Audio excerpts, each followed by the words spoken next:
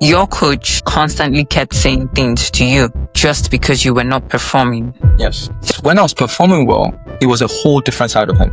But the moment when you're performing well, it's because of him. And he wants you to understand and know that. But when you're not performing well, it is not because of him. It's because of you. And then he looked at me and he said, be very careful, because you should not, he told me, do not trust your mother. You do not trust your mother. And I looked at him straight in the eyes and I said, what do you mean don't trust my mother? And he said nothing. But he came to me and asked me, do I have a girlfriend? That the reason why I'm not running fast is because I'm having sexual relations with her. I'm having sex with her.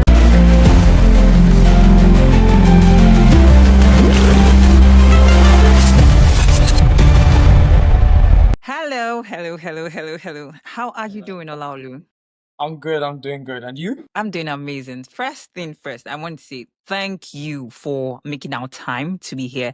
This is the Student Athlete Edition, and you happen to be our first guest for this edition. So I believe it's going to be exciting. I mean, considering student athletes who are here in the United States, there are just some certain things and some untold stories that people need to hear, I feel would impact and elevate lives in different ways. So before we dive into your untold story, please answer me. How is it that you came to the US in 2021 and you went back? Bro, who does that? Shebimpe is not. What happened?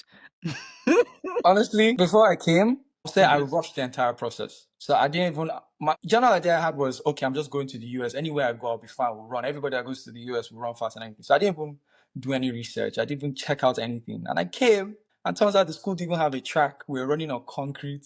It was just so many problems. But the main reason why I also came back was because of injuries, like many injuries. And everyone's like, oh, you should have stayed at the US and done everything. But my mom spoke to me and she was like, it'll be better for me to come home and just reset, because we made many mistakes coming here. We didn't do proper research. We didn't actually look for a good environment that would be good for me, that kind of thing. And so it was just, that's why. Okay, so getting this is the first time I'm hearing this, because I know most times it's like, oh, I want to get the scholarship, oh, I want to come to the United States. And some people do not really understand what happens until they get here. It's like they keep the secret from them. But it's not like there's any secrets anyways. So I need you to expatiate more. When you said there was no proper preparation, you arrived and found out that the school didn't have a track. So I guess you had your expectations, but you just didn't check out for those expectations, if that's the right word to use. The injury, was it when you were injured here in the United States? I know you get treated and all of that. So what happened? What really happened? And elaborate more on that story, please. Let me start from the beginning. From Okay. the whole Okay, let's reset. hear the untold story. My whole idea, my mom and I, entire idea was, okay, just get a school. Mhm. And with the time I had, I could get a full ride. But at that time, it was like, oh, we didn't know like there was stages to it, like the fall and spring. So like if you reach out late, you won't get a full ride because all the money is gone and everything. So we just got an offer for like partial scholarship, and I said yes. And my mom and I like, it's fine, we can go. Let's do this, because I'll get there, run faster. The scholarship, everything just happened. That was general idea. Everything just happened, and I feel like that's general mindset. Everything just happened. And I came. I didn't do my research. The coach told me there was a track. And he didn't lie, but there was a track, but it was for the high school, which was somewhere else entirely. And that was fine. That was okay. During the season, we couldn't even train properly because we couldn't go to the track. We had to train in school on there's this circular track, like on top of a gack or something. It's not a track. It's concrete. So even when you're turning, you have first week there, I twisted my ankle. Second week there, my knee was aching and everything. So I couldn't even compete properly. Then also to the part where it was like proper research. I came to the school without knowing what I was meant to do, or like preparing, or like I didn't know anything. It was like just dropping me there. I was like, okay, just go there and run. And that's no at all, because the whole academic part to like align with it. And then yes, that's back in Nigeria in school too. You also need to align it, but here it's kind of different. But yeah, I feel like that's the whole thing for me, because it wasn't good at all, and there was just so many problems. One problem for me after the other, and like, again, I'm very close to my mom. So I was talking to her about it, and she just said it's too much. Like we obviously rushed into it, and my mom was very. She didn't say, "Oh, I have to sort it out or everything." She was like, "It's okay." You like almost felt like the story of the Bible of the prodigal son. Just come back. It's fine. Let's sort it out. Let's go back. Let's walk back. And that's what happened. So did you leave the house without her consent? No, For the fact you're coming back? That's different part. She sent me off. She was with me as well. Okay, Olaolu. So how did this journey all begin? Started all the way from primary school. I'm sure everybody's on Okay. primary school into house sports. The teachers were like, "Oh, he's fast, he's fast, he's fast." My mom was like, "Okay, he can run, okay." Until she actually came to watch me once, and she was like, "This is something that she sees. Okay, it's good." And then the moment she found out it was good, my mom said she'll sort everything out. And she started to walk. Then all of a sudden, 2 months later, I hear that we have she wants me to go and meet somebody on the track at Tesling Balogun Stadium. And I went and I met Coach Yusuf Ali. And he came, he saw me, and he was like, "What do I run?" I said, "I don't know." Because I didn't even have the entire deal. I was coming out of secondary school. And he met me and he said he would like to train me. And so he introduced me to Coach Balo and Coach Balogun at Tesla Balogun Stadium. And that's where everything started, I would say, for me. But with him, after that, I was able to go for he started putting me for competitions. But it was more like training first, then putting me for competitions. And I was able to represent Lagos State for the 2018 National Youth Festival. And that's where I became the 100-meter National Youth Festival champion. And I'll say, yeah, for me, that's where it started, and then leading all the way down to there. Okay, but you traveled to Cote d'Ivoire in 2019 for the CAA championships, where you represented Nigeria in the long jump. So when your mom introduced you to this coach, did he train you in the long jump? Or after the long jump, you felt that, oh, I think I might just be able to do sprints. And I mean, I know long jumpers, you people, like, they have to sprint to be able to jump far. I don't know how that is connected. So what really happened? Why didn't you proceed with long jump? How did the long jump even begin? I wasn't doing anything with long jump at all.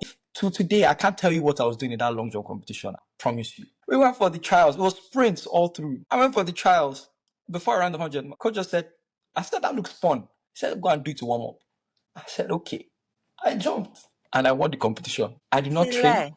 I never trained for a long jump. Wait, you just jumped and you won? Jumped and I won. And they said I was the best under 18 long jumper in Nigeria. I said, "What do you mean?" Coach just said, "Go." I want to run. I want to run 100. Everybody wants to run the 100. They want to be the fastest man in the world. And that's how Team Nigeria called me to the camp for the long jump. I said, my mom and I were still looking at me like, what's going on? So the 100-meter you went there for, they didn't call you for that? They didn't call me. I didn't even make it to the finals. I didn't even make it to the finals. First race, actually, there were 3 races. I ran once. That's the end. I didn't make it to the finals. I was watching the finals, and I think it was between FA Sam and Godson Brumer. Godson Brumer won it. Then all those Delta boys came. They were like, I said, okay. That was my first time in that stage, actually seeing that kind of competition. And I didn't go for the event I wanted. And I jumped once, and that was the first time I ever jumped. And they said I should come and represent Nigeria. I said, "Yes, sir." I agreed. That's how I went. I came to camp, and all I was doing was long jump training, which was new to me. So everybody was kind of surprised, like, in case of like, what am I doing here? That kind of thing. I didn't even know what I was doing. So I'll say I had imposter syndrome of like, I didn't belong here. But, and again, I always bring my mom into this. I spoke to my mom. She said, "Just the way you just jumped and everything was fine. Just calm down, trust the Lord, and just go." And in the team, during the entire long jump training, I was winning. Whenever we have trials or anything, I'll still win the long jump. And they told us that, "Oh, we're having trials again for the 100 meters and 200. I said, "Okay, this is my chance to get out of this long jump. I'm going to represent Nigeria in the 100. Something happened, and I think I got ill. So I even missed the second chance. So I was like, "Okay, I guess this is my calling now. Let me actually just be a jumper." And I represented Nigeria in the long jump. And I was second up to the last jump, and I came third. And I was crowned third best under 18 long jumper in Africa. And I said, it came as a surprise to me. Up to that point, I think I had jumped at competition. That was my fourth time jumping. It was just a wave and a shock. As everybody in Nigeria said, "Oh, I'm a long jumper. Me, I was like, I don't want to be a long jumper. I'm a sprinter. I want to be a sprinter." But then that's how it started. And then coach kind of balanced my training with long jump and the sprint. So just the two, but both of them. So you didn't pursue long jump after that? Not really, in the sense. No, I didn't at all. Okay. You mentioned imposter syndrome, right? And while all of this was going on, so tell me, how were you able to get over that season, that period, or how were you even able to get with the whole imposter syndrome thingy? Because I believe this is something athletes face. Everybody has how they handle things, how they see things. And sometimes when the performances are not showing up, it's looking like, oh, am I supposed to be here? Do I deserve this? And you begin to, it goes as far as imputing fear into a person. It goes as far as you doubting yourself and saying, am I sure I can do this even after the workout and all of that? So, how were you able to go through that season and how did you deal with that imposter syndrome? The people you surround yourself with really help with that. Because if you're in an environment that's like, okay, you feel like you're not meant to be here, and everybody around you is telling you you are not meant to be here, it's not really, you're not going to be able to help yourself. And it's not, how do I say, there's no good positive thing that'll come out of that. The people I surrounded myself with were my mom, my family. And again, going into the camp, I met loads of Nigerian athletes, and they were all very friendly. And it was up to the point where I was like, they even started making fun of me because sprinter has taught long jump out. This one, and I was just, it was just funny because, and then there I was just like, okay, I'll pray. The major part for me was prayer. I pray and pray and just trust. Okay, you feel like you're not meant to be here, but again, you need to think to yourself, you are here. You got here. It wasn't a case of like, it's not imposter syndrome in the case that you're guilty because you know it wasn't you that did it. Like somebody jumped in your name or anything. But again, it's you. It's just the general belief that it was you. Going to the competition while I got to Cote d'Ivoire, and after the long jumps and everything, once you keep on doing what you're meant to be doing or what you're supposed to be doing, you gain confidence. Just repetition. Just keep on doing it. Even though it doesn't feel, even if it feels like, oh, you're not doing right, even though it feels like you're not performing, and because you're not performing, you're not meant to be here. Just keep on repeating. Just repetition, chase it out. Because you will start to perform. I got to the competition, did the long jump, and I was feeling good. To the point where Nigeria, I've forgotten his name, but someone came up and said that we need more medals. Nigeria can win this thing. And I said, I want to do the heptathlon. I found myself running 1.5, throwing javelin and shot put and everything. I was confused as to what I was doing here. I signed up for the heptathlon at the competition. And that's why if you look at my World Athletics profile, you see so many events. Javelin, short put, high jump, long jump, 1,500, 110 meter hurdles, 100 meters. So many events. So many events. And when I got there again, I said repetition. I just kept on. I was like, okay, one step at a time. If you take it one step at a time, you're going to be fine. And I said, one step at a time, just go, just go, just go. To the point where I even go about confidence. Obviously, in the heptathlon, I did horribly. But that's besides the point. I didn't train for it. And again, I said, after the long jump, the confidence came and I went to go run the 100. Before this, my PB in the 100 was 11.0. I went to run the 100 meters at the major competition through the heptathlon. And I ran a 10.9. And that's all. And I was like, okay, let's go. I still have hope in the sprints and everything. But yeah, I'll say for the imposter syndrome, it's a gateway to confidence. Because the fact that you're feeling like, oh, you don't deserve to be here, that's just you telling yourself, not prove to anybody, but prove to yourself you deserve to be here. And if you're able to prove to yourself that you deserve to be here, I promise you, confidence in yourself can take you so far. It can take you to places you didn't even know. Confidence in yourself can take you so far. I must say that 2019 was packed, brother. Olaolu, how? Helped, jump. Fun. Okay, let's fast forward to 2020, right? When you ran your 10.6, how was that feeling for you? It was wonderful. I can remember it. I can remember every single detail. I had joined Team Lagos for the upcoming festival. Okay. And so they had off-camp training. I've forgotten the specific term, but it was off-camp training. And the head coach at that time was going to be Coach Femi. And I met him. And I said that I wanted to join the camp and train with people and everything. I was training with him. I call him Brother Ahmed.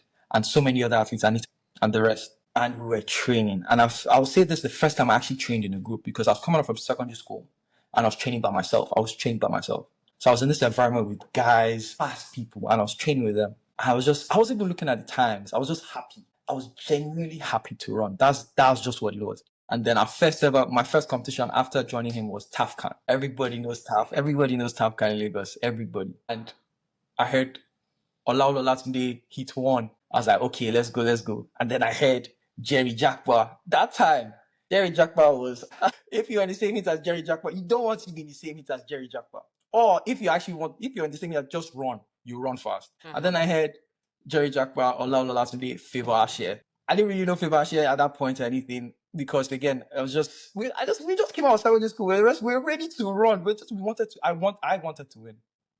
On your marks. That go. I got out and I was ahead. I was so far ahead. I said, I'm winning this. I'm winning this. Obviously, I didn't win because I just felt 1, 2. They both passed me, but I saw the time and it was a 10-6. And I had so much joy. This is the beginning. This is the beginning of of everything. I, I called my mom. I spoke to my mom. Coach is like, yes, this can take you to school. This can get you scholarships and everything, which it could. I was like, yes, let's go. This is it. This is the start of basically my dream to become the fastest man in the world because everybody has that dream. Every sprinter has that dream. And I was, yes, let's go, let's go. And it was a surreal moment because my current coach right now, I found out last month that my current coach right now was actually in that same race, and I didn't know. Yes, it was funny, but yeah, it was a wonderful moment because again, I will still remember that day up till today. I will never forget it. So which means in you switched coach in 2019 coming into 2020. Yes, Was that for in Nigeria when you switch coaches? I know there's usually a problem. So was there an issue? There wasn't an issue switching during that period. It was after that an issue came up. After I came back from America and started to train with this same coach who made me run, who I ran the 10-6 with. That's where the issue started because I didn't have I didn't have an injury that would say set you back for like a year or anything, or set you back for years. No. My injury was at that point was I don't know, was my bones and my muscles. So I just had hamstring strains. I had repeated hamstring strains. And then when I came back and I was like, okay, let's do this again. Let's start running and everything. Training with this coach, I didn't see any improvement. And this is where I think the downfall started because so far it's just been a rise. I felt on top of the world because it was constant improvement. But then here the downfall started. In this particular training team, if you didn't run fast, you were mocked by the coach. You were made fun of by the coach. And I don't want to say the terms because they were really horrible terms, but it goes as far as to say, I'll just say broad. You can be told that that you're not the times you're running that I should cut off my whatever because I'm not a man. Those were the kind of things we're repeatedly told. This is Nigeria. It got so bad that I was told that it wasn't his fault that I wasn't running fast, that it was mine. And because of that, I believe that it was my fault. Okay, hold on. Your coach constantly kept saying things to you just because you were not performing. Yes. So would I would say, I don't know if I'm supposed to call it a coaching technique or coaching mechanism. Was it just you, or that is how he coaches his athletes? It wasn't just me. And So it wasn't how he coached his athletes. Because when I was performing well, it was a whole different side of him. But when you're performing well, it's because of him. And he wants you to understand and know that. But when you're not performing well, it is not because of him, it's because of you. And then it was a case of when I was performing well, I saw this being done to the people around me. And to the point where there was someone on the team who I really looked up to. And he just straight out told him that you should stop running. Go and find a job. Running isn't for you. And again, I guess some coaches say this and everything, and maybe looked around and everything. But it kept on bringing us down. And at that point, that was minor. That was just the minor part, because again, that was just the start. And it was again, everything was building up. Okay. And there were numerous athletes that he would tell them to cut off whatever they have, because you're not a man. And again, it might seem like a joke, but you're there and it keeps on hitting you and hitting you and hitting you. And when you say cut off whatever they have, I'm confused. you said it before. What do you mean by cut off? you know what I mean? No, don't assume that I know. I mean, I might know. Do my audience know? I don't know. I would say if you know, you know, because as a man, if you tell you to cut off whatever you have because you're running, he will tell you you're running female times. Apparently, those are just the kind of things he would be saying. Yes, and let's just push that aside because that was the start.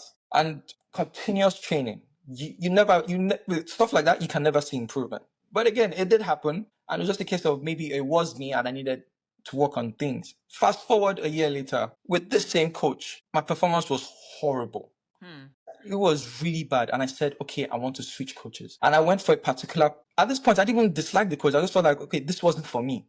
But when I first joined, we were 8 guys. Okay. At this point, it was just me left. All the guys had left. They all went to different training teams and everything. And I was like, in my head, I was like, maybe it's just, I don't know. I didn't even think about it. I didn't even know that it was this bad, because I felt like to me it was just happening to me, but I didn't even know at this point. I didn't even know what's happening to them. I just used to hear comments thrown left and right, but it wasn't. I didn't really know. And after a particular competition, my mom had come to the competition, and this was the first time she watched me run in a while. And she said, "This is horrible. You need to leave." And I said, "Okay, I'll talk to the coach." The next day, and I approached the coach, and he said, "Sit down." And before I even said anything, he asked me, "What did your mom say?" I said, "My mom didn't say anything." And he looked at me and he said, "Be very careful, because you should not." He told me, "Do not trust your mother. You do not trust your mother." And I looked at him straight in the eyes and I said, "What do you mean, don't trust my mother?" And he said, "Nothing. Just go on with what you're about to say." I talked to him and I said, "Coach, what are you talking about?" He said, "Just go on what you want to say." I said, "Okay." And I said, "I want to leave and everything." And then he now started, he didn't say, "Oh, just leave and everything." He said, "Where do I want to go?" I told him where I wanted to go. And then we had a talk about why I was not improving. He said that I should go and see a woman or something, that this is a spiritual problem for me. That's the reason why I'm not running first, because of a spiritual problem. After your mom watched you Yes. and felt, okay, my child ain't improving, and she said, "Oh, Olaolu, my darling, you have to leave." Yes. And you went to practice the next day and you told your coach, "Okay, coach, this is the situation of things." But before you even started speaking, he asked you, "What did your mom say?" And you said, "Okay, my mom didn't say anything." And you were like, "Okay, I need to leave." And the next thing he's telling you that your mom is the problem why you're not running fast. And Yes. I guess for him, it is spiritually inclined, and your Yes. mother is the one, is the Yes. reason for your spiritual stagnatism in track Yes. and field. Yes. Yes. That What was will that we was not see? This coach had said that a very popular athlete that we all know, you will all know the person. He had trained him at a particular point where he started rising. This was where he exploded until like everybody knew him. And he said that he, in his dream, the reason why he ran fast was because the night before or during the training process, in his dream, he had seen a woman trying to chase this boy, and he had ran her down, chased her, and finally caught her. And she saw that she had shackles on his leg or something. And he said he cut the shackles and he released her. And that's why, and everything. And he said, he now told me that I shouldn't trust my mother. That was the start. Secondly, that this was a spiritual problem. And I'm so sorry, I even forgot a part, because before all this, I was very sheltered. I was very sheltered growing up. So it was just, he inferred that maybe I was doing something that I wasn't meant to be doing. And that passed. And then he moved on. Again, he will always find the reason why it's not him. It was me. And then Ina came to the point where he said, I had spiritual problems that I need to go and fight. That's why I'm not running fast. And then he told me that, again, he referred to someone briefly. He didn't mention a woman. He just referred to someone briefly. And that was that. And it was just, When you said, see, Olaolu, you need to. I'm sorry, I have to go back a bit. that's fine. That's fine. When you said, he said there was something you were doing, did he put a name on it, or he just felt that because you're a sheltered child, you know? He said, hi. That's my only mate. No, I have never. I know, look, I know when it comes to coaches, right? Athletes have faced and had their own fair share of what a coach can be and do and how a coach can affect an athlete. But I never thought that it can go this far. Yes, I know that athletes go through the challenge of, oh, coaches talking down on them. For one, I personally faced that here in the United States. But whatever he did it for a good cause, not for a bad one.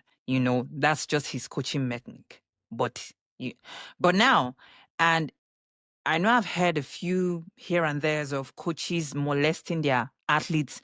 And when we look at, or when we want to talk about topics, or when we want to follow up coaches, we follow up coaches mainly on the female aspect. But nobody would ever think, I know guys face challenges, but it's a male and a male coach. So nobody would really want to think so much, or less considering what is happening right now in this present generation. But these spiritual aspects, this what? No, please. What was he thinking? I want to know. Okay, you know Because what? Let's people's eyes need to be opened, let's just say bro. it. Let's just say it. For you to fully understand, you need to understand that I grew up with it was just me and my mom. So there was not like really a male figure. So Okay. at that point, he was the male figure in my life, because I saw him as someone I respect and look up to, because he wanted the best for me. So Okay. again, I do agree with what you said about some coaches have specific coaching styles that could actually, like, that's just a coaching style I might help. But then it gets to a point where you realize that at that point I thought that yes, that was it. That was his coaching style, and maybe that's what. But then everybody left. You also need to keep that into perspective, because it wasn't a case of some did well and some didn't. No, everybody left. And at this point, he came to me and asked me, do I have a girlfriend? That the reason why I'm not running fast is because I'm having sexual relations with her. I'm having sex with her. And I told him, first of all, I do not have a girlfriend. And that is not happening. And he said, that's why I'm not running fast. That is why. I said, how are you so sure and everything? He said, no, that can be the only reason. Then another point, he now came and told me, okay, maybe that's not the reason. Okay, Maybe wait. He first said the reason why you're not running fast is because you have a girlfriend. it's because I'm having sex with my girlfriend. Then you now said you don't have a girlfriend. Then what did he now say next? He said that I must be having sex. He was Which so whole sure. one? He was so sure. He was so sure. Okay. And you know Nigeria, Nigeria now. No, Obviously, I don't know Nigeria. Please tell me. I don't know, bro. I don't we all know. know, okay, we all know No, we Nigeria in don't the know. sense My that, audience don't know. okay, in the sense that, okay, we all assume, okay, obviously, boys and girls are like very, you can be, if you want to, you can. But we all know Nigeria. If you're living with your mother in the same house, that's not how it can't really work like that. It doesn't work like that. You want Because to if we bring just say, woman in a typical African home. Shebimpe, you are mad. It's are you not a okay? Yoruba woman. Shebimpe, you are all right. Thank you. See, the fact that you're even saying that, thank you. Now, okay, now that's even for me. Because Atarodo will follow you. my mother. I mean, I know my mother. I'm not my mother. It can't happen. It can't happen. But that was the whole thing. And then he moved on from that to the point where, Okay. now this is the part where it really got to me, because other coaches around, when I start seeing I'm not improving, and they will come and talk to him. They don't talk to me. They'll talk to him. And of course, he will tell them that the reason why I'm not running fast is because of so and so and so and so. He will mention things like sex, or like he'll give them different things, and then everybody started looking at me in a weird way. It was kind of a sense like, oh, what the coach says is what's happening. And then I'll get random coaches coming up to me and just come say, you. They'll tell me, you come. I'll say, yes, sir. You have to come. I say, yes, sir. And they'll be like, I heard you're having sex. I'm like, what? What are you talking about? These are random people I didn't even know. And so that was just the whole thing that was going around, that it wasn't because of the coach. That was why, because I was messing up. And it was just what? I was just looked at him, and it was just a lot that happened. And I said, I want to leave. That's what I just said. I said, I want to leave. And I told him I wanted to leave, and he was respectful about it. And he said, okay. And I thought, okay, this is good. There's progress. And he said, where do I want to go? He wants to help me talk to the coach. He wants to go and talk to the coach. He took me there and then to go and talk to the coach that, oh, he wants me to go and everything. The coach asked me my reason. I was vague about it. I said, oh, I just wanted to be around people to improve and everything. I said, that's not really a good reason, that it doesn't see as the same fit, that I should trust my coach and everything. And I said, okay. And I went home. And immediately I went home. Everything ended well. I was like, okay, maybe that's the decision. I'll stay with this coach. And I went home. Olaolu, pause a bit. Yes, sir. Okay. While all of this was happening, was your mom aware? When he said that your mom was the reason why you were not running fast, was she aware? When he said that you were sleeping with a girl and all of a sudden, okay, you don't have a girlfriend. And if I may ask, if I put the maths together, you just came back from under 18, under 20, which means you were still within the age range of 18 to 20. Yes. And he said you had a girlfriend. And this is a Nigerian coach who understands the Nigerian culture Yes. of relationship between a young man and a young woman. Yes. Okay. So was your mom aware of all of this while all of this was your mom aware while all of this was going on? All these things he said to me happened in the span of one day. So immediately I went home, I told my mom. My mom was aware. But before this, the whole thing about me being with a girl or something and everything, he what was it again? He had approached my mom about it, so she was aware about that part, yes. And you were on this team as everybody kept on leaving. You Yes. stayed till you were the last person. And he single-handedly carried you to the supposed new coach you were supposed to start training with. Okay, continue. And I went home and everything ended well. And I just made, because of how everything ended and the advice I got from this coach I wanted to be with, and he told me to stay with my coach and trust him and everything. I said, okay, I will. So I went home, and immediately my coach called me, and he was angry. I've forgotten the words he said exactly, but he was extremely angry, and he said that was very disrespectful, that the way I'm even looking at him and everything, that if I want to leave, I should leave. Everything, blah, blah, blah. He was just angry, and I was so confused, because I was like, I thought everything ended well, because I even made the decision I will stay with you. But he said if I want to go, I should go, and he doesn't want to train me again. And just some random stuff, and I said, okay, I will leave.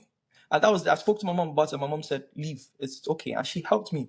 Oh, she helped me find She helped me so much to the point that she said, take time off. So I didn't even run. I didn't train. I didn't do anything. I was with my mom. I was doing other things at this point. Okay, let me ask you, right? What was going on with you within this period? Now, when I mean what was going on with you, because now this man has said a lot. Coming back from the United States after you left, thinking that, oh, I'm coming to the US, and getting here, what you were expecting is not what you got at the end of the day. Then with that whole thought process, the injury, you came back to Nigeria to your coach, your supposed coach, and then he started with, okay, this, that, just because the performance was depreciating. With all of those things being said, what was going on at that point in time? How was it for you? Did you ever think of ending your career as an athlete? Did I know you mentioned imposter syndrome, which was in 2019. Did that ever come back? Did you ever feel like, for one day, feel like, okay, maybe what he's saying is true? And most definitely, your mom is an amazing woman. So, but like, how was that period for you? That season, how was it for you? At that point, I already decided I wanted to quit track. I was like, this isn't for me.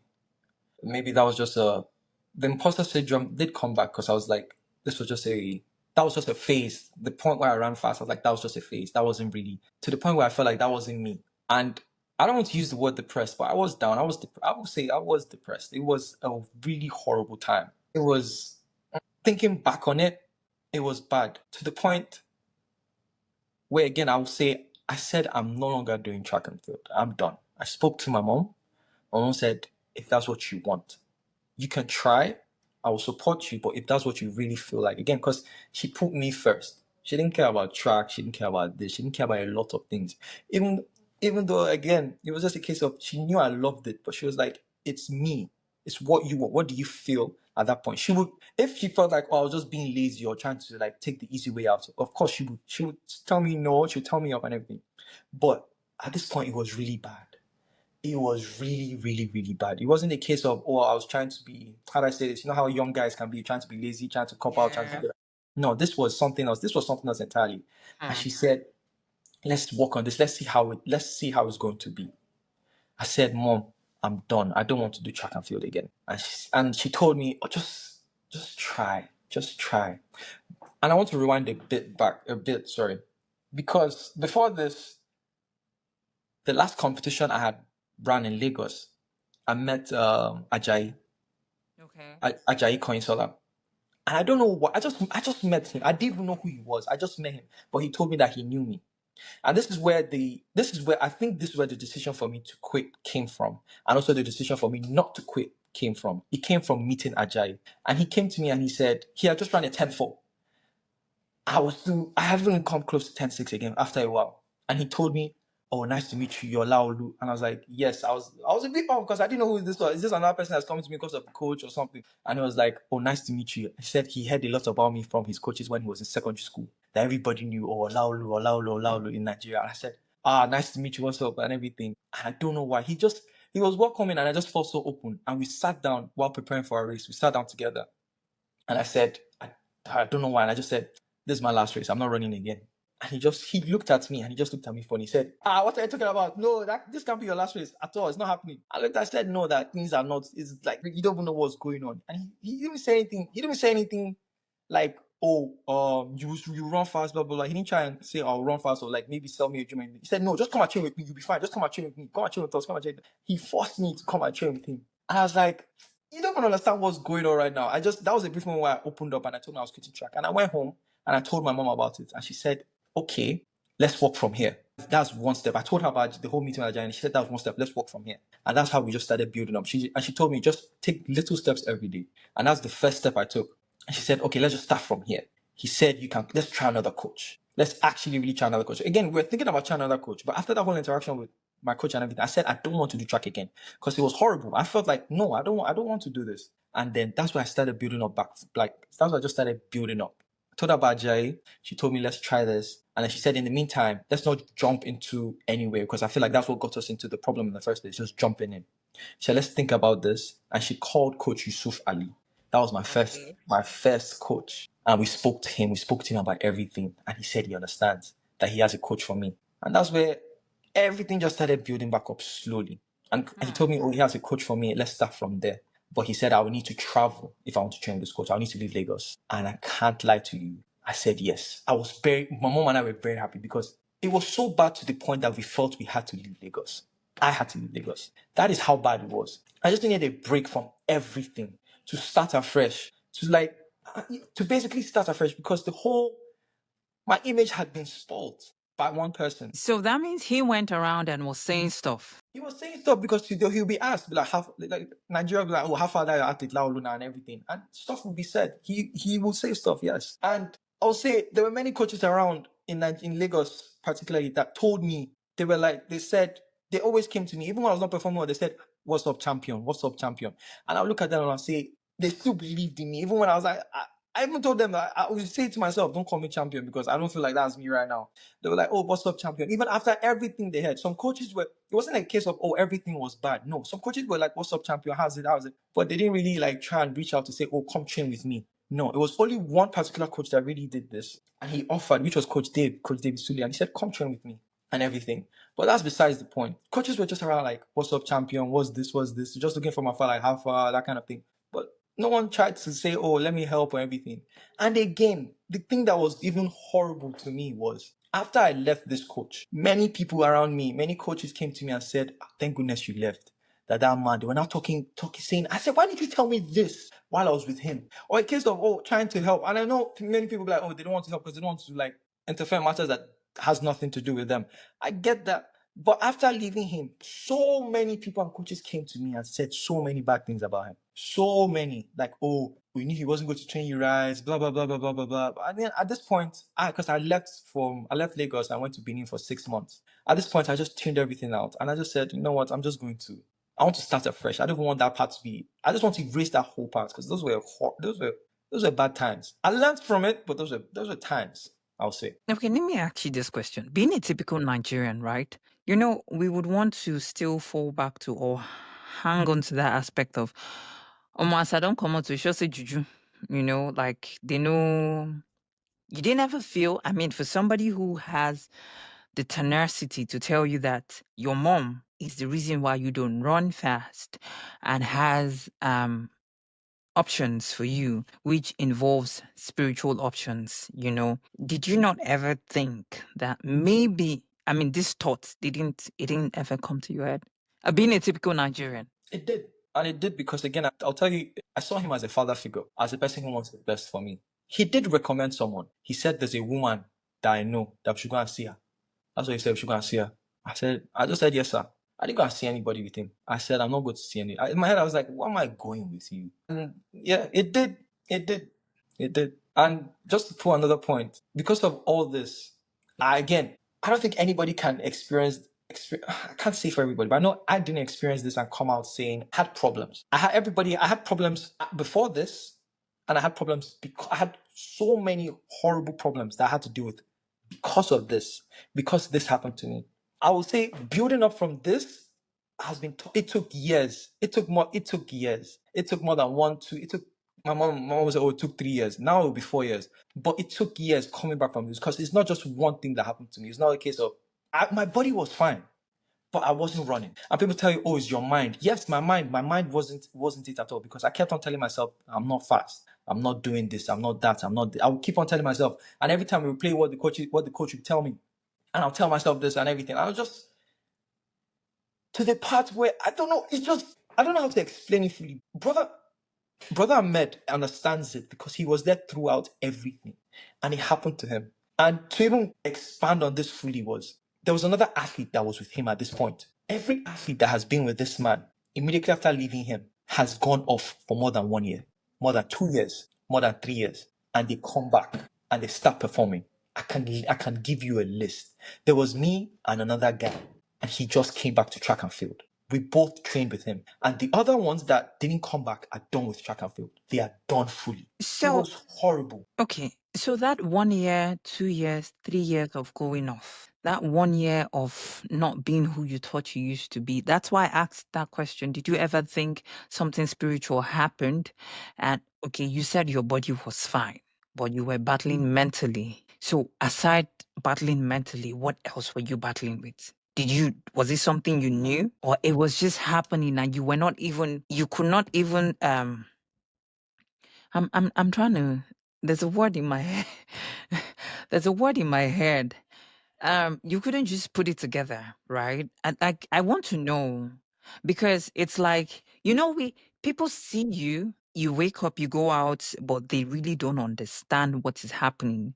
And um they cannot tell. And even when they can, they might want to say, you should have been able to move on from this. Yes. You should have been back. I mean, you're no longer with that coach.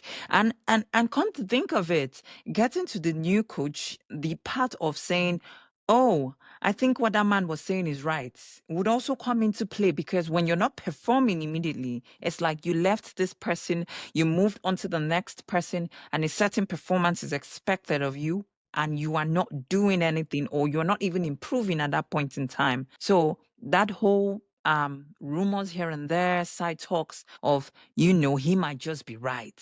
The boy might just be on one spiritual spell or the other. Or so that 1 year, 2 years, 3 years, what exactly was really happening? My belief changed in myself. I don't believe there was a spirit. I don't believe there's anything he could have done to me spiritually. I do not believe. I do not believe that. I do believe in spiritual life and everything, but I don't. At that point, I believe that yes, it was because of a spiritual problem, and because I believe that, everything around me led to, oh, this is because of spiritual problem, because of this, and I wasn't performing. Again, I know your question is, oh, did I believe about the spiritual thing? And I'll say yes, I did. He had said it to me. This was a man that I trusted, and I said yes because that was the only logical explanation to me. That is why I'm not running fast. That was kind of like hope. It was the only logical thing to me. And for me, it was also like hope for me because I was like, it's not my fault. It's not his fault. It's not people around me's fault. It's because of one unseen thing that's why I'm not running fast. And that belief, the moment that happens, and I'll say this to the moment it happens to anybody, oh, I promise you, you're not going anywhere. You're not going to be able to do anything. There were times where I was improving and I saw myself coming back. I said, yes, this is me. I'm coming back. And I don't know why. It's like remnants of that entire experience will come back. And it's not that, oh, I'll stop performing well or everything. No. It just starts, I just start going back down. I will have to start again. I was there. Physically, I was fine. I was fit. I was ready to run. But it wasn't just happening. It wasn't the case of, oh, it wasn't just happening because, oh, it hadn't clicked yet. I wasn't getting, no, I know that's a whole different part of like performing well. I was performing well. But then I'm performing well throughout training and everything, and I get to a competition. At times I'm jogging during training. I start setting back. It was a bad time. The moment I traveled, I said I don't want any problems with him. That's what I said. And I called him immediately. Do you know immediately I called him? Do you know what he said to me? What? Why are you calling me? He said, you. That's what he said. He said, you. Like a threat. That kind of thing. Like you. Not that kind of like, boy, you don't know who I am. He said, you. That you've been telling people that I told you you should not trust your mother. When did I ever say that to you? I said, sir, this is something you said to me a couple weeks back. He said, no, you've done whatever and you're done. You've left Abby. You're training with he told me what I was training. He mentioned me with the coach. I said, yes. He said, okay, don't call me again. And I never called him again. Fast forward a couple years forward. He's not trying to get somebody that is supposedly training to come and train with the coach I'm training with. I don't start that whole thing is just something else. It's just something else. Let's move forward. And everything that happened, National Sport Festival, you guys won the 4x1. Okay. How did you now finally get to the US? Ah, I can start doing my name calling now because it's the good part. Let's give everybody let's actually be happy.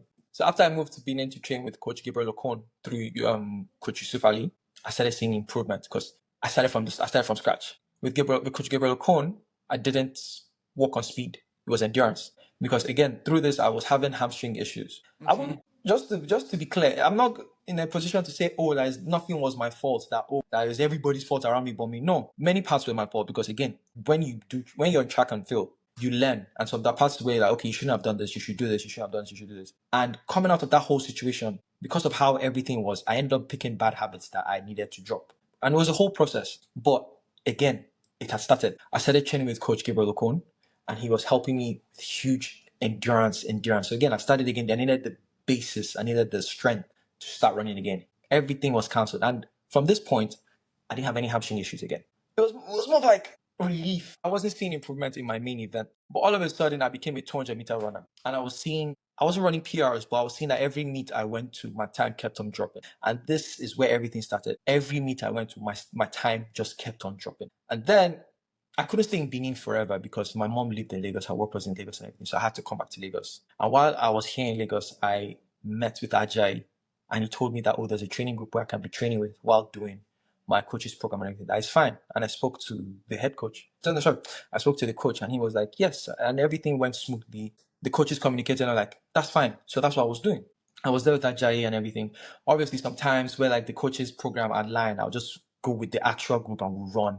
And while training with Ajayi, it's just, I had so much hope. While training in this group, not just Ajayi, but while training with this group, I had so much hope that this was a good environment. And the reason why I was saying this was a good environment, because in this team, if you're fast, okay, you're fast. But the coach's focus isn't on you. It's on the people who aren't as fast as the others, who feel like they need to catch up. That was where his focus was on. And that's why I felt like this is a good place. And that's what I put as like, yes, that's what I put as the bar for any team. I said this, any team I decide to go to, that is the bar. Coach David, he's the coach. To the point where it's like, if you don't want to be fast, because if you're fast, his eyes are not really on you. That kind of thing, like he's done with his work with you. It's That kind actually of not normal. Like, it's not something we see all the time. We just know that when it comes to athletics, all the focus goes on those who are performing. yes. And for you who is not performing, you feel like you're seeking for attention, you're doing this, you're doing that. I can Wow. tell you this team, the people that feel like, oh, they're not performing. I promise they are performing, but just they're not doing what they want to do. The ones that feel like they're not performing, they're always telling coach, leave me alone, coach, leave me alone, coach, leave me alone. His focus is on them. If you're performing, he doesn't say too much. He's like, oh, he even if you're performing, he's not going to just leave you so you don't feel like, oh, I'm performing, his eyes should be on me. No. It's a wonderful balance. And the balance it's just everybody's on the same level. No matter how fast you run, you are all on the same level. You treat everybody with respect. That's his number one thing. And he will come and say, you're going to fight. Like in the team. It's normal. You're going to fight. Guys, when you're with guys will fight. You might have an argument with a lady or anything. He said, that's fine. Fight. I'm not saying you should not fight. Fight, argue, but sort it out then. So even if there's a fight, he wants it to be sorted out then. And he never, if you guys are fighting, he won't train you. Why are you fighting? We're here to run. And then that was the first time I was in a training group and it felt like a family. Till today, it still feels like a family. The people in that group are wonderful people. Everybody has their problems and quirks, yes, fine. But because of the coach, everything just felt good. Good. I wasn't performing, I wasn't PRing at first, but I was fine. Okay. I was angry at some points, but again, I was still fine. So let's fast forward to when the times came. So coming back after the National Sports Festival, winning alongside Ajayi, Madonna, and Emmanuel, the next day I was like, yes, I'm back. And I was ready to run. And I was seeing constant improvement in training. And at this point, I felt like the old Olaolu was done. This is a new Olaolu. And I was ready, so ready. But again, there were so many parts from what happened before that I thought I had gone, but it hadn't. And everything, there was a specific part, which was the points, I had a point to prove. Okay. Not to myself, not to people around me, but I felt like I had a point to prove to a particular coach. And because of that, I pushed my body to the extreme. I pushed it to the extreme. And then a lot of things started going downhill again. So what happened next? I thought that I could prove to him that I am me. I am going to run fast. I do not need you. And because of that, I put my body through so much.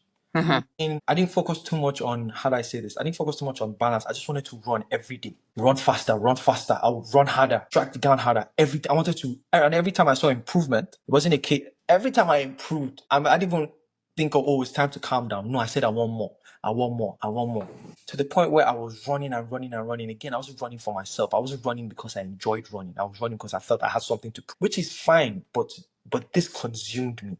And I thought I had escaped this whole thing of what happened before, but it was still there. And the thing is, I didn't even know. Looking back on it, I realized that's what, but I didn't know this then. I just felt like, oh no, nothing. Then a particular day I was training, I was running, and I felt pain. As an athlete, you feel pain, you understand, okay, you need to rest, recover, or do this. I felt pain, but I said, no, I'm not going to, like, it's just like, let's go. I kept on doing it, kept on pushing. And then one day I was running, and while I was running, I just felt my knee give way. It didn't buckle, it didn't bend, it didn't how do I say this? It didn't dislocate. It just, you know how like with a ball or a tie, it just does that. My knee just did, my right knee. That's just what it was. And I didn't fall or anything. I just stopped at the finish line. I still finished, but I didn't finish that. I just saw the finish line. And coach was like, good time. And I was like, yeah. Nobody knew what was happening. And I went to sit down. And I sat down and I bent my legs. And I was like, maybe just one of those things. No, you're running sometimes. You might feel a pop or something, but it's not really anything. I was like, okay. Yeah. I sat down for a minute and I was like, just get up. I got up. And my left leg I could stand up properly, but my right leg was stuck in the bent position. I had to hold it and bend it slowly. And I was like, what's going on? I didn't even tell anybody what's happening. I just said that was the last time, that was the last rep. So I was like, it's time to cool down and go home. I was jogging. I wasn't feeling anything. I felt like it was kind of disturbed. I was like, maybe it's just a fluke. I went home and immediately I slept off. I didn't put it on my mind. And I woke up. That is where everything started. I woke up and my right leg was bigger than my left leg. And I was like, okay, what's happening right now? What's really, really happening? And then I tried walking, but the moment I get up again, my leg was stuck in a position. Anytime I bend my knee, my leg stays stuck in that position. I have to use my hand to push it out. Well, obviously, later on, I knew the reason why this was happening. Just to stay on point, I didn't tell my mom. I didn't tell anybody. Again, I wanted to run fast. I know. I wanted to run. So I was like, it will go. Went to practice the next day. And while I was walking, I was feeling a sharp pain with every step. And this is where I knew, okay, something was wrong. Something was really, really wrong. I was feeling a sharp pain with every step. I told coach, he told me, okay, let's rest. Let's see how what's happening. Go talk to your mom. I spoke to my mom later on that day and she said, let's get an x-ray. And we went to get an x-ray and they said nothing was wrong. The x-ray looked fine. My bones were fine. Nothing was wrong. I was like, okay, it's just one of those things. It's just in my head and everything. But mom said no. I don't know. It's like mothers have this instinct. Yeah, and she said there's something more. She said she doesn't want me to be training for now. And I said, Mommy, I had run once that year and I'd qualified for every single trial in Nigeria that was happening once. And I said, this is not the year for that. This is not the year for let's calm down every time. I said, I'm ready to run. Like the x-ray, we did an x-ray. There was nothing there. I'm ready to run. And she said, no. And of course, you're in Nigeria now. Your mom will tell you no. What do you want to do? You want to say yes? No. So I spoke to coach. Coach said he understands. Let's listen to my mom and everything, but let's take more tests. And again, my mom behind the scenes went, while she was in gym, she was talking to everybody about what happened to my leg. She was talking to everybody. And she heard that, oh, you should get an MRI. There's a sport doctor that will recommend an MRI. That's the same thing that happened to him. That's the same feeling, just based on what she was describing. I said, okay, let's go do an MRI. And I spoke to coach and I said, oh, we want to do an MRI and everything. He said, okay, let's go do an MRI. And I did the MRI and the results came out and I didn't understand what it was, but they said they have to take it to the doctors to look at. That would take like a week. I was like, okay. Me, being me, I was like, it's not going to be anything. I can keep on training. I spoke to mom. I said, we did the MRI. It's nothing more. I convinced her. She said, okay, but don't be too hard or anything. I spoke to coach. Coach said, let's not take it too hard. Let's just still try to see what's going to come out of everything. And at this point, I was frustrated. I was angry. And again, I kept on thinking to myself, why are you angry? What's going on? I felt like this was the year I had to prove everything that, oh, yeah, I'm fast, I'm back. I can prove to my coach that what he said wasn't true and everything. Just some silly thoughts I was going again, pride, ego. And the results came out. No, before the results came out, my mom had said, let's go see a sport doctor before the results come out. We had like a photocopy or pictures of the MRI. And we showed it to him. And I explained my circumstances to him. I told him that every time I bend my leg, it just gets stuck in that position and I have to literally push it out. And when I'm walking, I don't feel any pain. But if I like try and start running, I still don't feel any pain. But when I go in a particular position, I just feel like a sharp pain on my knee and everything. And he looked at me and he said, I have a meniscus tear. And then he explained it to me. He said, I have two options. I can take 6 months without surgery and let it heal by itself, but there's a huge chance it will basically come back. Or I can do surgery, they will go inside, and I'll start my whole coming back process again. And I was down. I said, the moment I heard this in front, my mom and I were sitting together and we heard it.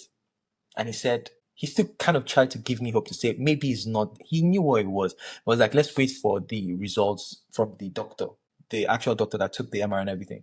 And he said, okay, we'll wait. So in my head, I was like, this is it. I know he was like, oh, why am I giving up? I was like, this is it. Track is done. And then the results came back. And the doctor said, on the results, it said meniscus tear, patella tendonitis, and I had partially ruptured my ACL. And that was something else. That was when my mom saw this and she showed the doctor and everything. It was just I can't explain how I felt, but I can explain the face my mom made at that point. She was just like, she wasn't in pain for me. Because she knew after everything we had been through, we had escaped so much. Basically, yeah, actually, we had escaped so much. Yes. We had escaped so much. And I felt like I was improving. And then this just happened. And we went to the doctor. And he said that he will help me. What's that decision? Do you want to do surgery or anything? And in my head, at that point, I didn't even talk. Because I was like, what's the point of doing surgery? Like, even if, you want me to wait 6 months, I can wait the 6 months, let it heal, but I'm not running again. That's what I said. I said, I don't want to run. And he could see it in my face. I just felt, I was like, I was done. It wasn't a case of, let's go back, let's try again. To anybody, it could have been, okay, I won't say to anybody, but it could have been like that too, like, let's do it because it's an injury, because this is the first time I'm having surgery. The whole build up, this was years. This wasn't 1 year. This wasn't 2 years. This wasn't 3 years. This was 3 years. 3 years, and then this happened. No, I was done. Mentally, physically, psychologically, that's the word. I was done. I was shaking. I didn't cry. My mom just looked at me and she said, don't worry, it's fine. What are you thinking? What's going on? I said, I didn't even say anything. I said, let's just do it. I was trying to put it together. Yeah, that's fine. Let's do it. Blah, blah, blah. I was like, you can do the surgery. Surgery is fine. She said, okay, let's do the surgery. It was expensive. My mom said, it's fine. It's not, let's do it. I was basically a passenger in this whole thing because I was just, at this point, life felt like it was just happening from, how do I say, it was happening for me, not like I was experiencing it. It was just, like, like you're watching a movie. Yeah. Exactly. That's how it just felt. It didn't feel like it was me. Then I went to speak to coach and I told him, and he said that he doesn't know what to say, but then it's fine. Let's just, again, this saying had been repeated at multiple points throughout my life. Let's just take it one step at a time. Let's just take it one step at a time. That's just it. It's one step at a time, one step at a time. And I haven't mentioned this a whole lot throughout the entire story I've been saying, but I prayed. My spiritual life before this was strong. From the whole issue with the former coach, with the whole spiritual thing that was happening with him, I needed to have a strong spiritual life. I'll say I'm grateful for one aspect because everything that happened had just pushed me closer to the Lord. I knew it pushed me so much. I started praying. I prayed a lot more, and I wanted to live a life that was good and right. And when I started to do all this and I started improving, this happened. In my head, I was like, there is no God. It was useless. Is he even there? yes. The devil is a liar. Yes. That's exactly what I said. I said, what's the whole point? What was the point? And I wasn't just down, I was done. I told my mom, and then this whole happened as I was putting on a strong. My mom didn't know I was done yet. But then one day I just came to her and said, Mom, I'm not doing track. Let me say something. Let me say something on that part. So I think I'm just saying, right? I think at that point in time, God was just bringing you to a place of, okay, at this point, I have been a vending machine to you.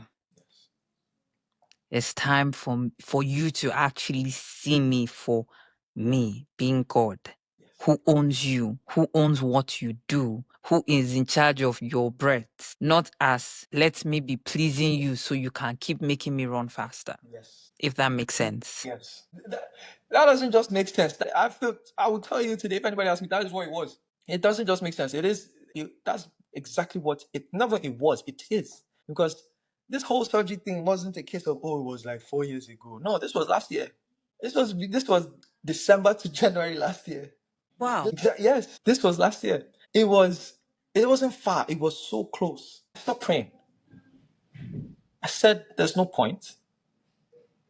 And again, it was like, I'm done. I don't want to hear anything about track. I don't want to hear anything about this. And then my mom, because I live with my mom. My mom saw this. And she saw this. She prayed for me. But she didn't say anything. She said, it's my life to live and I need to experience this and actually learn from it. Because before all of this had happened, again, I told you I was basically like this. I felt like I was on top of the world and everything. Then the whole coach thing happened. And then this happened. And I was just like one problem after the other, one problem after the other. And I felt like I was a bother to my mom. Because I was like, spending so much money, so much this, so much this. And then when we feel like, we're there, something happens, this happens, this happens. The near success syndrome. Yeah, that's the word. I didn't, yes, there's a word for it, but that's the word. Yes, thank you. That's the word. And the surgery, my mom and I agreed we'll do surgery. And I said, okay, I'll do it. And I went for pre-rehab or pre-preparation before the surgery, so my muscles are strong for everything. And during this period, I had to tell my coach that I was done training. I won't be back to training for like a very long time, and I was done. The team I was with, they all reached out. They were like, "Oh, safe everything. I hope everything goes well." And everything. I said, "Yes, I pray so. I hope so too." And I did the surgery in Nigeria, and he was good. The entire environment, the nurses, the doctors, everything. It was Cassie Healthcare. They're very good. They helped me a whole lot. The doctor said that he made it seem like I didn't have a problem. That was where my own problem started. That was where I was angry with him. But again, I'm happy. It's nothing bad. But he was like, it's just a meniscus tear, blah, blah, blah, this. Because of the way he was talking to me, my belief changed from, I still was not doing track, but my belief was, okay, it's not anything that serious. Because he had done many, many surgeries like this before. He had done so many surgeries like this before. He was like, yeah, you just do it, go in. He was explaining the whole surgery to me and everything. I said, okay. And again, people ask me, oh, did you do your surgery in Nigeria? I said, yes. They're like, they always look like, I said, Nigeria has good. He was very good. It was at I think it was close to the airport. Basically the airport kind of medical team and everything. He has his own practice, Cassie Healthcare, and they were very good. They helped me from the start. Pre-surgery, I had to get my muscles strong so that they could actually handle the surgery. I saw he explained to me. I'm not really sure on it and everything. And then he explained my problems, what exactly had happened. He explained that the patellar tendonitis I have, and that's the thing, I still have patellar tendonitis up to today, even after the surgery.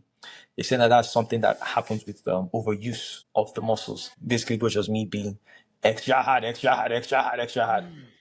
So every time I sit, right now, if you tap my knee, I feel pain. If you tap it, both knees, actually, it wasn't just one, it was on both knees. If you tap it, I feel pain and everything. Pre-rehab happened, the surgery happened, my mom, my family, they were all there throughout for me and everything. And at this point, I still was like, again, I'm not talking about church, I'm talking about the whole spiritual aspect. I was like, I was down. It's like, I believed in you, you did this. Imagine me blaming the Lord as if he owes me anything. I mean, people get there. Yeah. People get there, especially athletes. But again, I was just like, oh, I deserve this. I was feeling so entitled that I deserve this, blah, blah, blah, blah, blah. And that happened. I had the surgery. And then look at me. This is how I can tell you that. Well, I'm very ungrateful. I was ungrateful to that period because when the surgery was about to happen, I had to be awake throughout the entire process. I couldn't feel anything from my lower body down. I started praying. So you, Exactly. After that entire process of me saying, "Oh, you're meant to be there for me," and everything, I started praying when I needed something. I started praying. that's the vending machine mentality. Exactly. Now, thinking back on it now, that was the start. That was the start of the whole thing. I prayed. I was terrified.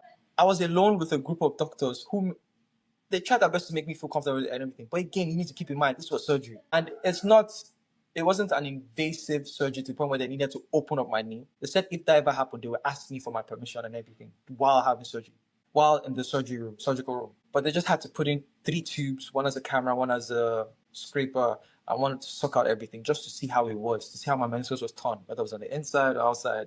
Whole medical thingy. Yeah, And then terminology and all of exactly, that.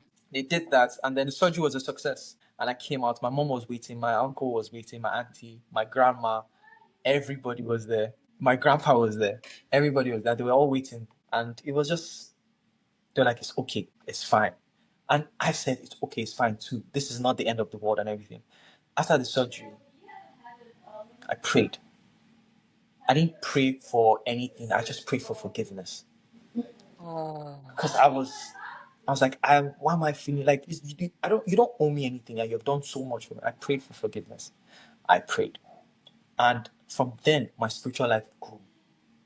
It was kind of like cement. It was so strong. And then I knew it was strong because I told him, I spoke to the Lord. I said, I'm quitting track. So I'm not praying to you because I want anything. I'm praying to you because I know you're all I have. Oh my God. It was, So it just got to the point where you seek the kingdom of God first and where you say, you know what, Lord, I'm done trying to do it my own way. yes, Track or not, yes, it's you and you alone. yes. This has been a journey. My God. Bro, your story is. I don't even know what to say right now. Thank you. What? And so you said this surgery happened last year? This surgery happened ending of last year. No, sorry. So not ending of last year. Ending of 2023. Towards the end of 2023, recovery went all the way to the beginning of 2024. So January, February. So when did you come into the US? I came into the US this year. No, I came to the US 24 this January. So I came during the spring semester, and after the surgery, I had said, "Oh, I was not doing track and everything, but I grew my spiritual life and everything." And I spoke to my mom about what I could do next, and I told her I'm not doing track and field again. She said, "Okay." I said, "What can I do next?" And she said, "What do I like to do?" And I said, "This is where I now looked at myself and realized something. I didn't have anything besides track. Nothing. Obviously, I went to school and everything, but track was all I was focusing on, and that gave me a huge reality check of, wow, my life is done." And I just sat down That's again. Yeah. that's like this part you said now, that's like the mistake a lot of persons make. It's like Yes. when you take track out, there's nothing. Nothing. And I think that's another thing God wanted to fix for you, understanding that your identity wasn't in track, but in Him, Yes. understanding that He's the reason why you do what you do. You're not doing it for yourself. You're not doing it because that's who you are. You're doing it because He has blessed you with it. That from that, you would be able to glorify His name, edify the body of Christ, and draw men closer to the kingdom of God. So, but I would just say that everything that happened just brought you to a realization of having a closer walk with God and realizing that God isn't just that. Bank. No, bank. No. Have you noticed that we don't save our emergency line? Yes. Emergency numbers, you don't save them. They are your lifelines, but Yeah. you don't save them, which Yes. is so unfortunate. Call it. You don't those emergency numbers, you don't have a relationship with them, and it's crazy. And that's like what we do with God. He's our lifeline, emergency number, but we never save, no relationship. Nothing. It's like when there's trouble, we are dial. Yes, I need your help. I need you now. You're meant to be. Once the trouble is gone, bye. Yes. Yes.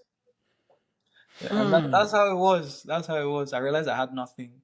Spoke to my mom. My mom said she can just help me with an internship at a company. It was up to me to find out what I was going to do. So I went to the company. The company turned out to be a temple management company. I think you might have heard of it. Temple management company. I went there for an internship. The man said, "Oh Okay. yeah, you can come," and everything. And then while there, I knew how to design. Okay. And I just did it. And I hadn't designed since I was like 16. That was something I dropped because of track. And I picked it up again, and they said they really liked my designs and everything. And I started working for them. And I was like, life is good. I don't need track. And at this point, again, my relationship with the Lord was consistent. It wasn't a case, it was strong, but it was consistent.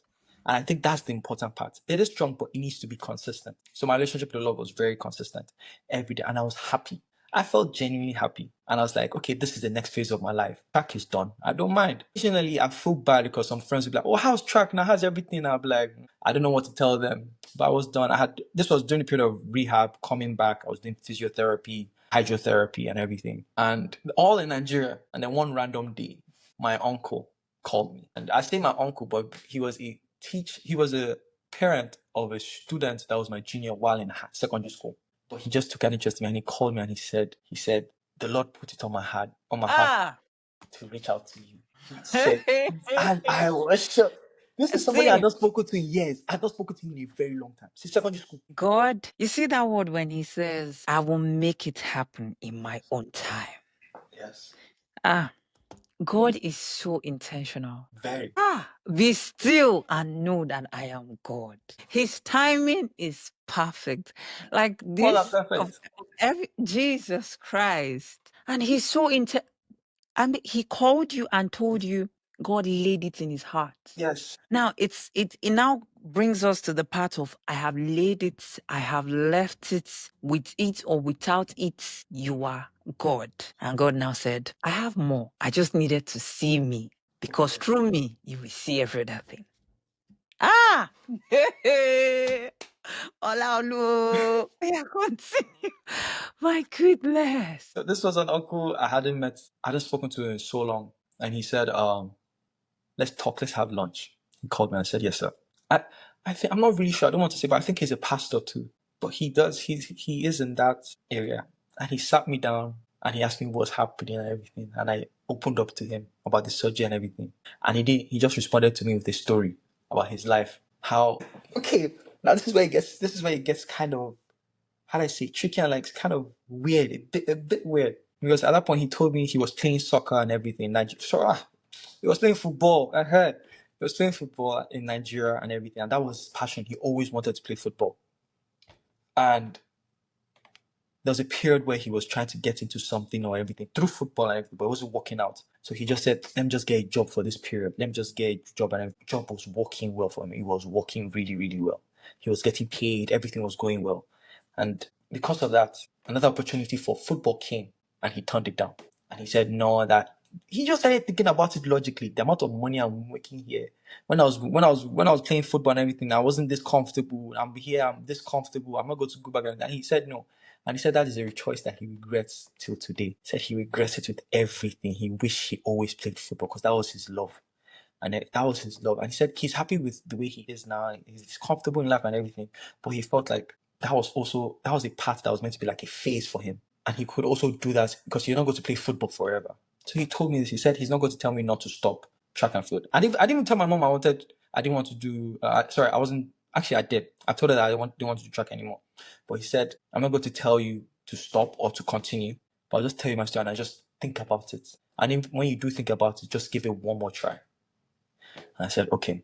I went home. I spoke to my mom. Mom said, how was it? She said, she was the one who basically told me I could go and everything. And I said, it was fine. I told her what he said and everything. And he said, so what do you think? And she said, what do you think? Again, my mom never wanted to make any decisions for me. It was all about me making decisions and she supporting me all the way. Advice here and there, me being stubborn. Sometimes I may not listen. She said, okay. And I told her I want to try it again. She said, okay, let's go. Let's do this. Now, this was 2023 towards the end. So everybody had already ran, the competitions were over and everything. So just trying to go back to training.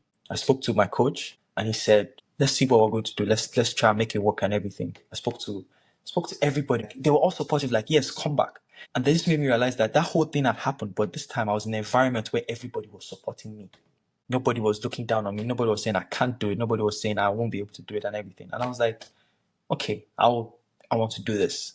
I want to do this. And I prayed. That night I prayed and I said, Lord, I'm not going to stress about this too much because I don't want to enter that hole. I don't want to go back into that pit hole I was before. I'm not going to stress about this too much. I'm just going to try and you just lead me. But I promise you that I'll put in 100% on my part and you just take care of the rest.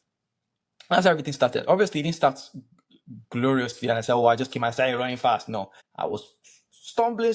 I was losing. Sometimes I run, I feel pain. I have to call the doctor and everything. He will explain what to do, what not to do. It was a very, very tough process. Coming January, running, obviously people that you felt like you should be beating because you used to beat them before. I wasn't anywhere close to them, but I just started building back. And coach around me, everybody was just very supportive. They'll be calling me champion. I'm like, are you calling me champion? But the one thing that I would say was different during this part was whenever I didn't perform, I didn't stress about it. So it wasn't my identity anymore. And this wasn't a case of I'm telling myself, oh, don't stress about it. It's just, I still had love for it, but it just wasn't affecting me. It was just, okay, next step. That was all I just said, next step. And every week I got better. And listen, this isn't a case of, oh, it's a metaphor or something. No, literally every week my times got better. And it happened throughout training. Then my first competition was a 60 meters invite running against the top Nigerian home-based athletes at that time.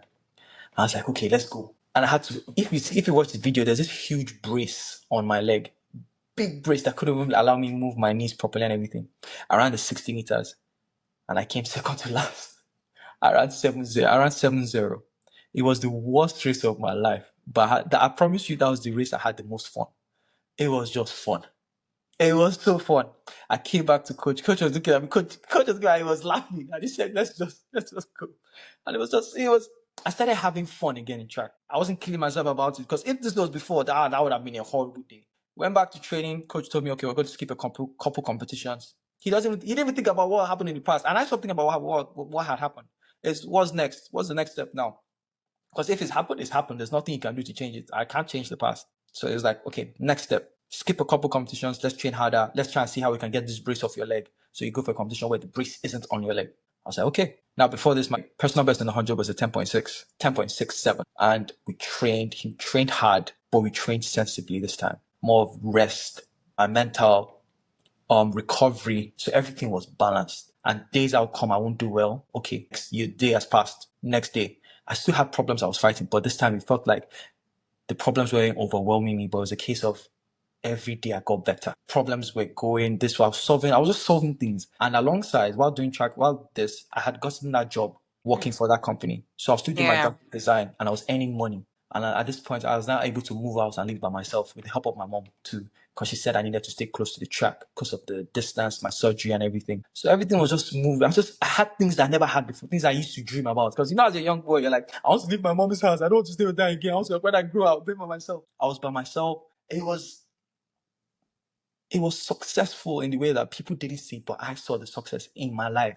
Not the success of, oh, I have a car, I have this. No, success of, I felt fulfilled. I felt enriched, but I had nothing. But everything just kept on adding one at a time, one at a time, one at a time. And then my first competition comes without the brace. And I wasn't tense. I wasn't scared. I said, I put in the work. I prayed and I said, Lord, it's in your hands. And I went for my first competition, a PR. My first race was a PR in the 100. And immediately I said, let's go. Oh yeah, now. Second race that same day, another PR. Third race the next day, another PR. Okay. Then I had the 200 the following day, another PR. I had the That's 200-meter okay. finals, another PR. Throughout last year, every single race I ran a PR. Every single one. And I was like, coming from 10.6, I ended the season with a 10.3, 10.32. And then that year, I got a call to represent Nigeria. Yes, for the Region 2 African Championship, Senior Championships. I got a call to represent Nigeria. They said they want me to come because of my time and everything. And this wasn't a case of, oh, I had surgery and I came back 2 years later. That same year. So you know that part of the Bible that says, I will restore the years the locust and cankerworm has eaten. Yes. That is what. And every day I just became more and more grateful. And I also said, I'm not going to let this get to the point where I start relying on it, that if I don't run fast, blah, blah, blah, blah, blah. No, I don't want, that part of my life is gone. I had so much anger in me that I didn't even know, to the point where I sat down and I said, I forgive you. I said it to the coach. I didn't say it to him, but I just said it to everybody. I forgive you. People who have wronged me that feel like, oh, because again, you still feel entitled that, oh, they've wronged me, blah, blah, blah, blah, blah, blah, blah. No, you too, because the thing is, I also thought, I have also done some things to people that I may not even know about. I said, I forgive you. I forgive you. I'm free. I don't want any problems. I'm happy. Come back some days I don't do well. Fine. But I had other stuff to rely on. There was the job I had for the graphic design company. And then alongside this, I also got a promotion at work to become a media executive at the company. And everything was just fine. Everything was just going well. My graphic design skills took me to another level. I made billboards throughout in Lagos that were on Lekki Ikoyi Link Bridge. It was just I was doing work. I was just doing work, and then alongside track and field, everything was going smoothly. And I saw my friends improving, and I didn't feel like, oh, I wasn't improving. I felt genuinely happy. This was joy all around. This was joy for myself, joy for my friends, joy for everybody. Since then up till today, every single race I have been to, I can count on one finger. Oh, sorry, I said one finger on one hand how many times I haven't PR'd, but every single race I have consistently PR'd. Even when we met and I was even kind of complaining about the environment and everything, no, I still kept on PRing and everything. Every race, I've just been there. It's just, and I don't even think back to, oh, this is happening. What's the next step? What can we do? Then I came to America. School. It's been a journey. Yes. Yes, yeah. And God has indeed showed himself in your life. This episode is the true untold story. The devil is so mad. And the way God was so intentional about you, your life, your season, every step. My darling, God is amazing. My viewers, at this point, I don't know what to say, but I trust that you all have been inspired. There's so much to be inspired about. I mean, when you consider the beginning, consider if you're a student athlete, there's so much to pick from here. you want to travel or move into some other country, you need to make plans. You need to be sure of what you're heading into. And that was one mistake he made. He came into the US on a partial scholarship. You were not even sure of where you were going to. You got to that place and realized that this is not what I wanted. And life became frustrating. Now you came back to your home country, right? To train, get better so you can go back. Fortunately, the devil decided to strike with your coach. At this point, so many things have been said. And you know, we humans, it is what we hear. That's why the Bible said, guard your heart. Like, because he knows, he said, for there in it lies the challenges of life. Because even God himself knows how important what gets into us, how it affects us as a human being. Now, that particular coach in his life, with the whole abuse, because I mean, when we hear abuse, it always boils down to, oh, he raped, oh, he beats. No, this young man has been psychologically abused, mentally abused, wordically abused, spiritually abused. And not just him, even his mother. And now we now talk about the love of a mother and the importance of a support system in your life. I mean, there's so much to pick from this episode. So I would want to advise each and every one of you. This is not me doing altar call for anybody. But if you are running because God is a vending machine, I advise you to change that narrative. Yes. Seek him for who he is truly. And trust me, you would find the peace that supersedes the understanding of a human. Yes. Yes. I agree. Yes, you would. He would give you understanding. He would give you wisdom.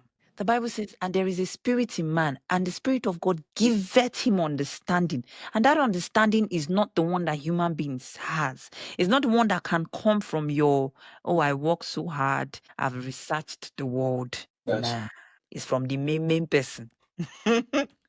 And there's so much. But I want to say a big thank you to Olaolu's mom. I mean, your mom is amazing.